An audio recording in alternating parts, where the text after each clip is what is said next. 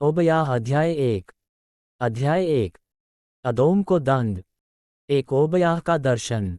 अदोम के विषय यहोवा यों कहता है, हम लोगों ने यहोवा की ओर से समाचार सुना है, और एक दूत अन्य जातियों में यह कहने को भेजा गया है, दो उठो, हम उससे लड़ने को उठें। मैं तुझे जातियों में छोटा कर दूंगा, तू बहुत तुच्छ गिना जाएगा। 3 हे पहाड़ों की दरारों में बसने वाले, हे ऊंचे स्थान में रहने वाले, तेरे अभिमान ने तुझे धोखा दिया है। तू मन में कहता है, कौन मुझे भूमि पर उतार देगा। 4 परंतु चाहे तू उकाब के समान ऊंचा उड़ता हो, वरन तारागण के बीच अपना घोंसला बनाए हो, तो भी मैं तुझे वहां से नीचे गिराऊंगा, यहोवा की यही वाणी है। 5 यदि चोर डाकू रात को तेरे पास आते, हाय तू कैसे मिटा दिया गया है, तो क्या वे चुराए हुए धन से तृप्त होकर चले न जाते।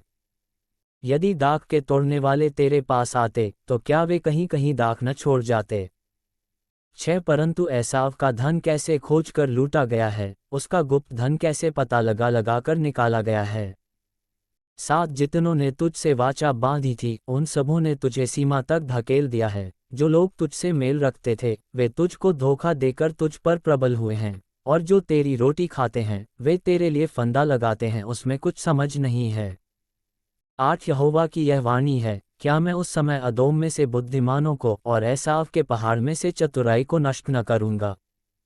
9 हे तेमान, तेरे शूरवीरों का मन कच्चा हो जाएगा, और यों एसाव के पहाड़ पर का हर एक पुरुष घात होकर नष्ट हो जाएगा।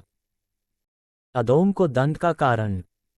10 हे एसाव, उस उपद्रव के कारण जो तूने अपने भाई याकूब पर किया, तू लज्जा से धपेगा और सदा के लिए नाश हो जाएगा।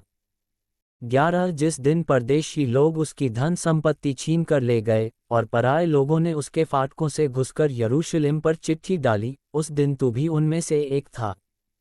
12 परंतु तुझे उचित नहीं था कि तू अपने भाई के दिन में, अर्थात उसकी विपत्ति के दिन में उसकी ओर देखता रहता, और यहूदियों के विनाश के दिन उनके ऊपर आनंद करता, और उनके संकट के दिन बड़ा बोल बोलता।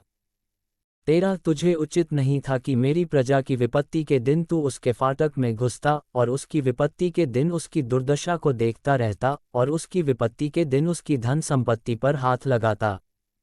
14 तुझे उचित नहीं था कि तिरमुहाने पर उसके भागने वालों को मार डालने के लिए खड़ा होता, और संकट के दिन उसके बचे हुओं को पकड़ाता। परमेश्वर जाति जाति का न्याय करेगा।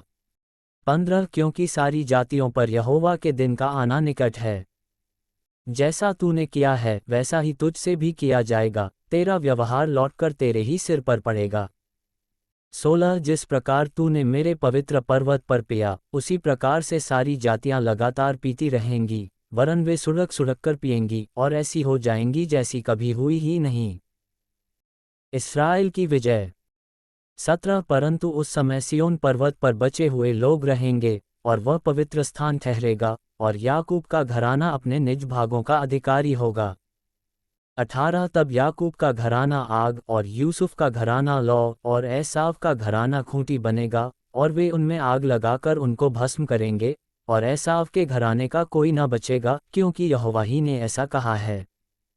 19 दक्षिण देश के लोग एसाव के पहाड़ के अधिकारी हो जाएंगे, और नीचे के देश के लोग पलिश्तियों के अधिकारी होंगे, और यहूदी एप्रैम और सामरिया के देहात को अपने भाग में कर लेंगे, और बिन्यामीन गिलाद का अधिकारी होगा। 20 इस्राएलियों के उस दल में से जो लोग बधुआई में जाकर कनानियों के बीच सारपत तक रहते हैं, और यरूशलेमियों में से जो लोग बधुआई में जाकर सपाराद में रहते हैं, वे सब दक्षिण देश के नगरों के अधिकारी हो जाएंगे। 21 उद्धार करने वाले एसाव के पहाड़ का न्याय करने के लिए सिय्योन पर्वत पर चढ़ आएंगे, और राज्य यहोवा ही का हो जाएगा।